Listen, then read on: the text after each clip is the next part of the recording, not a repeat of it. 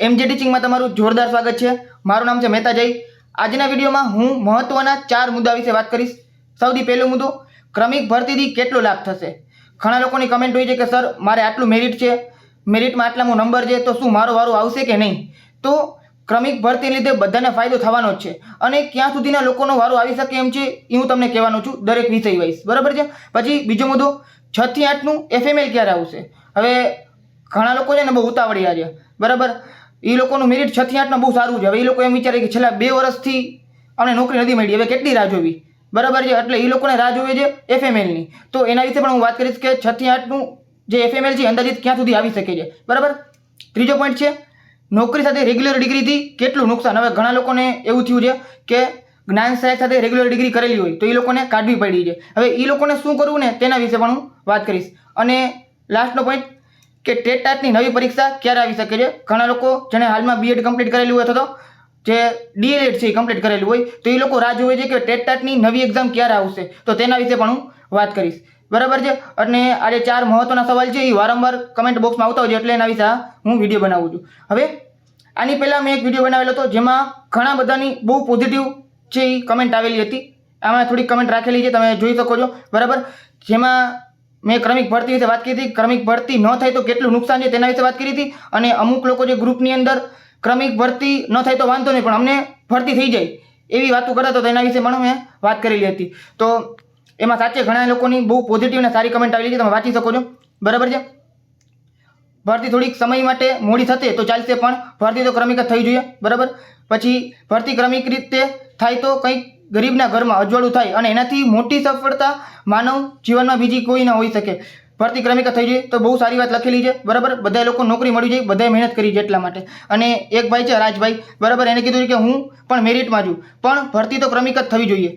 મારી જોડે 2019માં વેઇટિંગના ભરોસે નોકરી નથી મળી। તમે જોઈ શકો છો ઘણા લોકોને એવું થયું હશે કે વેઇટિંગમાં વારો હોય અને 2019 પછી અમુક લોકોને નોકરી નથી મળેલી। તો આપણે વેઇટિંગની રાહ નથી જોવાની, તે પહેલાં જ ક્રમિક ભરતી થાય અને બધાને આરામથી નોકરી મળી જાય, એકેય સીટ ના બગડે એવું જ કરવું જોઈએ, ક્લિયર છે। અને ત્યારે મેં ઘણા લોકોને એમ કીધું હતું કે જે લોકો આવું વિચારતા હોય ને કે ભરતી ક્રમિક ન થાય તો વાંધો નહીં, અમને સારું મેરિટ છે, અમને નોકરી આપી દીધી સૌથી પહેલાં, તો એ લોકો સાચે સ્વાર્થી લોકો કહેવાય અને એ ટીચર બનવા લાયક જ નથી। તો બધી વસ્તુ મેં એનાલિસિસ સાથે સમજાવેલી હતી, બરાબર છે, કે કેટલા લોકો નોકરી નહીં મળે જો ક્રમિક ભરતી નહીં થઈ તો ઘણા લોકોએ પોઝિટિવલી વાત કરેલી છે કે પરફેક્ટ એનાલિસિસ સાથે સમજાવ્યા અને ખખડાવ્યા, બરાબર। 100% ખૂબ જ સરસ એનાલિસિસ કર્યું છે તમે ખરેખર સાચી રીતે ઉમેદવારોના હિતમાં વિચારો છો, નહીં કે વ્યૂ માટે, બરાબર। હવે જો આમાં તો કંઈ વ્યૂઝ ને એવું છે નહીં, બરાબર। જનરલી યુટ્યુબની અંદર બધા વ્યૂઝ માટે કામ કરતા હોય। જનરલી જોવા જાઉં ને ઘણા બધા ચેનલ મેં એવા જોયા છે, એવી ચેનલ જોઈ છે કે જેમાં છે ને 2-3 મિનિટનો વિડીયો બનાવે, શું લખે ખબર છે, સવારે ઉઠતા ટેટવાળા માટે બહુ મોટા ખુશીના સમાચાર। હવે શું હોય કાંઈ, પછી 2-3 મિનિટમાં છે ને છાપાનો કટકો રાખી દે। હવે છાપાનો કટકો છે ને એની સમાચાર બધા લોકોને આગલે દિવસે રાત્રે મળી જ ગઈ હોય અથવા સાંજે મળી જ ગઈ હોય, બરાબર। કે ભાઈ દુઃખદ સમાચાર શું આવ્યા આપણે છે ને શું નવા સમાચાર છે, તો પછી કે 1 થી 5ની ભરતી કેન્સલ, બરાબર। સાચે ભરતી કેન્સલ અને જિલ્લા સિલેક્શન કેન્સલ થયું છે, બરાબર। જે જૂનું હતું એ ફરીથી નવું કરવાનું છે। હવે એ વાત છે ને આરામથી આપણે સાંજે કે રાત્રે ખબર જ પડી ગઈ, પણ વ્યૂઝ માટે પછી તમે શું એટલે ક્લિક કરો ને વિડીયો ઉપર એટલે 1 મિનિટની છે ને એડ ચાલુ થઈ જાય એટલે એ લોકોને રૂપિયા મળવાનું ચાલુ થઈ જાય અને એવા બધે ત્યારે ક્લિક કરવાના છે। સીધી વાત છે, અત્યારે માહોલ જ પ્રમાણેનો છે એટલે એ લોકોને વ્યૂઝ થોડા મળતા રહે અને રૂપિયા મળતા રહે અને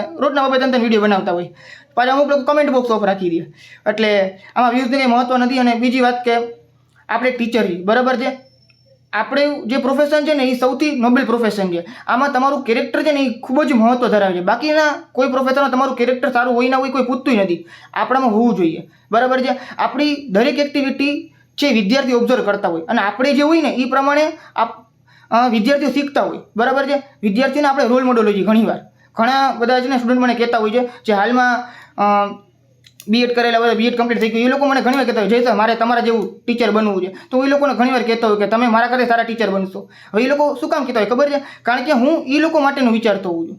બીજું જે અલગ અલગ ખરાબ આદતો ઘણા લોકોની હોય છે, મસાલા ખાવાની, સિગરેટ પીવાની, પાન ખાવાની, પછી બીજી ઘણી બધી આદત હોય છે ખરાબ, બરાબર છે। હવે હું બધી વસ્તુનો અવોઇડ કરું છું કારણ કે મને જોઈને બીજા લોકો શીખે છે, બરાબર। તો હું જો સારો હોઉં ને તો જ બીજા લોકો મારી પાસેથી કંઈ સારું શીખી શકે અને આપણે નિસ્વાર્થ ભાવી હોય, આપણે બીજાની સેવા કરતા હોય તો જ આપણામાંથી બીજા જે વિદ્યાર્થીઓ છે એ સારું શીખી શકે। હું 100ને ભણાવતું હોઉં ને એમાંથી માની લો મને ફોલો કરીને કંઈક સારી વસ્તુ માત્ર 5 લોકો શીખે ને તોય મારું ભણાવવું સફળ કહેવાય, કારણ કે 5 લોકોએ મને જોઈને કંઈક સારું કામ કરે પોતાના જીવનમાં. એટલે ટીચરનું પ્રોફેશન છે કે એવું જોવું જોઈએ નિસ્વાર્થ ભાવે. બાકી વ્યૂઝ ને સબસ્ક્રાઈબર ને એવું તો હાઈલા રાખે છે, એવું કાંઈ મહત્વ નથી એટલું બધું. અને એક ચિરાગભાઈ છે, એને વારંવાર મને 2-3 કમેન્ટ આવેલી કે સર તમે નવા વિડીયોની રાહ જોઈ હતી, પ્લીઝ નવો વિડીયો બનાવો. પછી મેં એને કીધું હતું કે હું થોડાક દિવસ હમણાં બિઝી છું એટલે નથી બનાવી શકતો. પછી એને કીધું કે okay sir, we are waiting and like to watch your videos and information. એટલે મને ગમ્યું. તમારા બધાને લીધે આ ચેનલ આગળ ધીમે ધીમે વધે છે, બરાબર છે. અને બધા માટે એક બિગ અનાઉન્સમેન્ટ છે વિડીયોના એન્ડમાં, એટલે વિડીયોને છેલ્લે સુધી જોજો, બરાબર. અને તમારા બધાની કમેન્ટથી મને ગમ્યું અને કમેન્ટ કરતી રહી. તમારે કાંઈ પણ પ્રશ્ન હોય તો પૂછતો રહેવું. હવે સૌથી પહેલાં વાત કરીએ આપણે ક્રમિક ભરતીની. ક્રમિક ભરતીથી શું ફાયદો થશે? તો પહેલાં સમજી લો કે જેટલી જગ્યા છે ને, જો ક્રમિક ભરતી વ્યવસ્થિત થાય છે 1 થી 5ની થશે, બરાબર છે. પછી 9 થી 12ની પ્રોસેસ ચાલુ થઈ જ ગઈ, તમને ખબર છે ને. ધીમે ધીમે આરામથી આગળ વધતી જશે. તો એસએસની અંદર ટોટલ જગ્યા કચ્છની અને સામાન્ય બેની ભેગી થઈને જ હું વાત કરું છું, બરાબર છે. તો ટોટલ 2600 જેટલી જગ્યા છે. તો તમારો નંબર જો 3500 થી 4000 સુધીમાં નંબર હોય તો તમારો વારો આવી શકે એમ છે, બરાબર છે. મેથ્સ સાયન્સની અંદર 3300 થી 3700 સુધીનો વારો આવી શકે એમ છે. અને લેંગ્વેજમાં દરેક લેંગ્વેજમાં લગભગ 500 જેટલી જગ્યા છે, 500ની આજુબાજુ, બરાબર છે. તો તમારો નંબર મેરિટ ક્રમમાં 700 થી 800 સુધીનો હોય તો વારો આવી શકે એમ છે. હવે આ જે આંકડા છે ને એ જનરલ, પછી ઓબીસી, એસસી અને ઈડબ્લ્યુએસ આના માટે છે. એસટી કેટેગરીમાં એવું છે કે એ લોકોના ઉમેદવાર ઓછા અને જગ્યા વધારે છે, એટલે એ લોકોનો નંબર છે એ 7-8 હજારમાં હોય તોય વારો આવી શકે એમ છે, બરાબર. લેંગ્વેજની અંદર 1500માં 2000માં નંબર હોય તો તમારો વારો આવી શકે એમ છે, બરાબર છે. એટલે એ લોકો માટે અલગ છે. અને એક વસ્તુ યાદ રાખજો, આજે મેં નંબર કીધા છે એમાં નોકરી મળી શકે એમ છે, મળી જ જશે એવું નથી કહેતો, બરાબર. કારણ કે કેટલા કોમન ઉમેદવાર નીકળી શકે છે એનો સાચે એટલી બધી આંકડાકીય માહિતી પ્રોપર આપણી પાસે નથી, કોઈ વ્યક્તિ પાસે નથી, પણ ઘણા બધા નીકળતી ફાઇનલ છે. એટલે આટલો તમારો નંબર તમે આશા રાખી શકો છો, તમારો વારો આવી શકે એમ છે, ક્લિયર છે.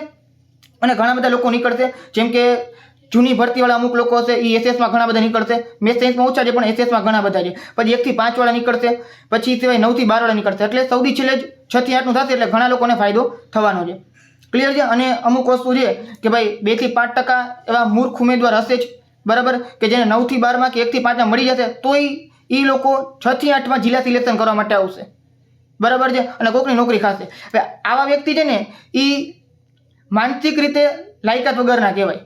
ટીચર બનવાની એ લાયક છે પણ કેમાં ઓન પેપર મતલબ કે એ લોકો એક્ઝામ પાસ કરી છે ને મેરિટ છે ને એટલા માટે લાયક છે, બરાબર. પણ માનસિક રીતે કોઈ લાયક નથી. તમે નહીં સમજાઈ શકો, એના કર્મ જ ને પછી સમજાવશે. આમાં પછી કંઈ ઊંડું ઉતરવાની જરૂર છે નહીં એટલું બધું. તમે સમજો છો, જો તમને 9 થી 12ની મળે છે તો છે એ તમારે 6 થી 8માં ન આવવું જોઈએ. 1 થી 5માં તમને તમારો જિલ્લો કે કોઈ પણ વસ્તુ મળી જાય છે. 6 થી 8માં હોય જિલ્લા નથી મળવાના મોટા ભાગના વ્યક્તિઓને. શું કામ? કારણ કે જે સારા જિલ્લા છે 7 થી 8 જિલ્લા તો એવા છે જેમાં હાવ ખાલી જગ્યાઓ જ નથી, બરાબર છે. એસટી કેટેગરીમાં છે, બાકી જનરલમાં કે ઈડબ્લ્યુએસ ઓબીસીમાં જગ્યા જ નથી. અને બાકી બધા જિલ્લા છે એની અંદર થોડી જગ્યાઓ છે. એટલે સૌથી વધારે જગ્યા 1 થી 5ની અંદર બધી જિલ્લામાં આપેલી છે. જો તમને 1 થી 5માં મળે છે તો તમે 6 થી 8માં ના આવતા, 9 થી 12માં મળે છે તો પણ તમે 6 થી 8માં ના આવતા, કારણ કે 9 થી 12માં પગાર સારો છે અને 1 થી 5માં પગારમાં કાંઈ ફેર નથી પડતો, બરાબર છે. એટલા માટે ચાલો સમજો તો વધારે સારું. તમે એક ટીચર છો, બરાબર છે. હવે 6 થી 8નું એફએમએલ ક્યારે આવી શકે છે? તો આપણે સમજી લઈએ કે 5/7/25 થી 10/7/25 એટલે જે 7મો મહિનો જુલાઈ મહિનો છે એમાં 5 થી 10 તારીખ સુધીમાં જે 6 થી 8નું એફએમએલ આવી શકે છે. એનું કારણ શું છે? કારણ કે 28/6/25 એટલે કે છઠ્ઠા મહિનાની 28 તારીખ સુધી તો છે ને 1 થી 5નું જે ભરતી ચાલુ થવાની છે, ચાલુ રહેશે, બરાબર છે. પછી એનો બીજો રાઉન્ડ આવશે 28 તારીખ પછી, બરાબર છે. હવે બીજા રાઉન્ડની અંદર આરામથી એક અઠવાડિયું નીકળી જ જાય, કારણ કે શરૂઆતના પહેલા 3500 લોકોને લેવાના છે, પછી બીજા 1500 લોકો છે, કારણ કે 5000ની ભરતી સામાન્યની અંદર છે, બરાબર છે. 2500ની ભરતી કચ્છમાં છે, તો 5000 કમ્પ્લીટ કરવા માટે એને બીજો રાઉન્ડ બારે પડવો પડશે. હવે ત્રીજો કે ચોથો રાઉન્ડ બારે નહીં પડે, જનરલી એ લોકો બીજા રાઉન્ડમાં જ બધી વસ્તુ કમ્પ્લીટ કરી નાખશે. એટલે આરામથી 5 થી 10 તારીખ સુધીમાં 6 થી 8નું એફએમએલ આવી શકે છે, આવું મારું અનુમાન છે, બરાબર. પછી જે પ્રમાણે આવે એ પ્રમાણે જોવાઈ જશે. હવે બીજી વાત કે નોકરી સાથે રેગ્યુલર ડિગ્રી કરેલી હોય તો ડિગ્રી અમાન્ય ગણાતી, તમને બધાને ખબર જ છે, ક્લિયર છે. હવે ઘણા લોકો એવી ભૂલ થઈ ગઈ છે. હવે આમ જોવા જઈએ તો ઘણા લોકો નીતિ નિયમો ખબર જ હોય છે, પણ આ તો શું હોય કે કમાવાનું એક છે ને અંદરથી હોય કે ભાઈ આપણે બહારથી કમાણી થાય છે અને ડિગ્રી ભેગી થાય છે, એટલે ઘણા લોકો હલાવી લેતા હોય છે, બરાબર છે. એમ વિચારીએ ને એ લોકો આગળ વધતા હોય છે, એટલે ભૂલ થઈ ગઈ છે તે વ્યક્તિની, બરાબર છે. પણ જોવા જઈએ તો એ વસ્તુ લીગલ ન જ કહેવાય એટલે અમાન્ય ગણાશે અત્યારના, અને ભવિષ્યમાં પણ અમાન્ય જ ગણાશે. એ વસ્તુ યાદ રાખજો, બરાબર. ધારો કે તમે અત્યારના તમારા માર્ક છે એ માસ્ટર ડિગ્રી રિમૂવ કરી નાખ્યા છે 6 થી 8માં કે કોઈ પણ જગ્યાએ, બરાબર, પણ ભવિષ્યમાં એ વસ્તુ લીગલ નથી જ. એટલે તમારે બીજી વાર ડિગ્રી કરવી પડશે, જે ડિગ્રી, કારણ કે તમે નોકરી જે એના વર્ષ બાકાત નથી કરી શકવાના, એ તમે કાઢી નથી શકવાના. તમારે કાઢવું શું પડશે? ડિગ્રી જ કાઢવી પડશે, બરાબર છે. અને એક વસ્તુ યાદ રાખજો, તમે જે પણ ડિગ્રી કરેલી હોય, MA, MCOM, MSc, બરાબર છે, કાંઈ પણ ડિગ્રી તમે કરેલી હોય, માસ્ટર ડિગ્રી કોઈ પણ, બરાબર, તો બની શકે તો તમે એ ડિગ્રી ફરીથી કરી લેજો, રેગ્યુલર અથવા તો એક્સટર્નલ. એક્સટર્નલ કરો તો વાંધો નહીં, જો જ્યાં મળતું હોય MA કે MCOM જે એક્સટર્નલ થતું હોય તમે કરી શકો છો, બરાબર. રેગ્યુલર કરી નખાય. અત્યારના ભરતીમાં તમારો વારો આવી જાય તો કાંઈ વાંધો નથી, વારો નથી આવતો તો એકવાર રેગ્યુલર ડિગ્રી કરી લેવાય, બરાબર છે. એક્સટર્નલ થાય તો વાંધો નથી, પણ એવું નથી કે ભાઈ આની અંદર છે ને ઘણા લોકો પાસે એક્સટર્નલ શું સમજતા હોય ખબર છે? ડિગ્રીમાં લખાવે રેગ્યુલર અને જવાનું ના હોય, પછી જો બી ચાલ્યો તો પછી ના હાલ્યો, બરાબર છે. પછી એક વસ્તુ યાદ રાખજો, જો તમે અત્યારની એની ડિગ્રી રાખો છો તો ભવિષ્યમાં તમને ટાટની એક્ઝામ આપી નહીં શકો, કારણ કે ટાટની એક્ઝામમાં માસ્ટર ડિગ્રીની જરૂર હોય છે 11-12ની અંદર, તમને ખબર જ છે, બરાબર છે. તો તમે એ પછી પરીક્ષા નહીં આપી શકો. અને જનરલી જે જ્ઞાન સહાયક સિવાયના ટીચર્સ હોય છે, બરાબર છે, એનું જે ટીચર નંબર જે હોય છે આખો, બરાબર છે, એનું રેકોર્ડ છે એ બોલાતો હોય છે કોઈ પણ જગ્યાએ. હા, તમે લીગલી કામ તમને રોકડમાં પગાર મળતો હોય અને તમારું નામ ક્યાંય ના બોલાવતું હોય તો બધી હાલ્યા રાખે, એવું તો ઘણું થતું હોય છે, બરાબર. પણ તમે લીગલી કોઈ જગ્યાએ વર્ક કરો છો, તમને ખાતામાં પગાર પડે છે, તમારું નામ કોઈ જગ્યાએ બોલાતું હશે, એની હારે તમે બાજુ ડિગ્રી કરેલી છે તો તકલીફ પડવાની છે. એટલે બને તો ડિગ્રી ફરીથી એકવાર કરી લેજો. ક્લિયર છે? હવે નવી ટેટની પરીક્ષાની જાહેરાત છે ક્યાં સુધીમાં આવી શકે છે? તો જનરલી એવું સાંભળવા મળ્યું છે કે 2025ના અંતમાં અથવા તો 2026ની શરૂઆતમાં એની જાહેરાત આવી શકે છે, બરાબર છે. પછી એ લોકો જે એ 1 થી 1.5 મહિનાનો કે 2 મહિનાનો તમને સમયગાળો આપશે જ્યાં તમે પછી પરીક્ષા લેશે. એટલે એક વસ્તુ ધ્યાનમાં રાખો ને કે જાહેરાત થયા પછી તમને તૈયારી કરવાનો સમય એટલો બધો નથી મળવાનો, બરાબર છે. એટલે અત્યારે તમારી પાસે આજે આ જૂન મહિનો છે, બરાબર. જે લોકોને તૈયારી કરવી હોય, કોઈ પણ ટેટની ટાટની, નવા વ્યક્તિ હોય કે જૂના વ્યક્તિ હોય, બરાબર, ઓછા માર્ક આવ્યા હોય કે એવું લાગતું હોય કે ભાઈ અમારું મેરિટ બહુ ઓછું છે, નવી એક્ઝામ આવતી ત્યારે અમે લડી લેશી, તો એ લોકોને અત્યારના ગોલ્ડન ચાન્સ છે, 6 મહિના હરખી તૈયારી કરી લેજો, બરાબર છે. એટલે જ્યારે એક્ઝામ આવે તમને ખાલી રિવિઝન કરવાનું જ રહે. અને બીજી મહત્વની વાત કે હાલમાં કોઈ પણ ઓનલાઈન કોર્સ છે એ લઈ અને તમારા પોતાના હજારો રૂપિયા બગાડતા નહીં, બરાબર. જો તમારી મરજી છે, પણ અલગ અલગ એકેડેમીવાળા છે એ છેલ્લા 1-1.5 વર્ષથી 2 વર્ષથી કહે છે કે ભાઈ ટેટ 1નો કોર્સ લઈ લો 10,000 રૂપિયાનો, ટેટ 2નો કોર્સ લઈ લો, ટાટનો કોર્સ લઈ લો, બરાબર છે. કોમર્સનો કોર્સ ને પછી સાયન્સનો કોર્સ ને આર્ટ્સનો કોર્સ, બધું અલગ અલગ વસ્તુ વેચ્યા રાખે એ લોકો 10,000 12,000 એની પોતાની રીતે. એ લોકોનું ઘર ચાલતું હોય છે, ઘણા ટીચર્સનું ઘર ચાલતું હોય છે, એટલે હાલ્યા રાખે. પણ હું તો કહું આમાં તમારા પોતાના રૂપિયા બગાડતા નહીં, બરાબર છે. કારણ કે આની અંદર જેટલું કોન્ટેન્ટ એ લોકો કહે છે ને એટલું સાચે નથી મળતું.